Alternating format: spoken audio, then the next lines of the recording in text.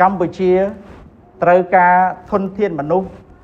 ដែលមិនមែនចេះតែនិយាយឲ្យបានល្អទេឬមួយក៏ច្រៀងឲ្យពីរោះទេក៏ប៉ុន្តែកម្ពុជាត្រូវការធនធានមនុស្សដែលចេះបំលែងគំនិតបំលែងខ្លឹមសារនៃចម្រៀងពងសាវតាខ្មែរឲ្យទៅជាសកម្មភាពជាក់ស្ដែងហើយនឹងលទ្ធផលវិជ្ជមានសម្រាប់ការអភិវឌ្ឍសង្គមជាតិរបស់យើងថែរក្សានៅសុខសន្តិភាពហើយនឹងលើកកម្ពស់នៅការអភិវឌ្ឍកាត់បន្ថយភាពក្រីក្រ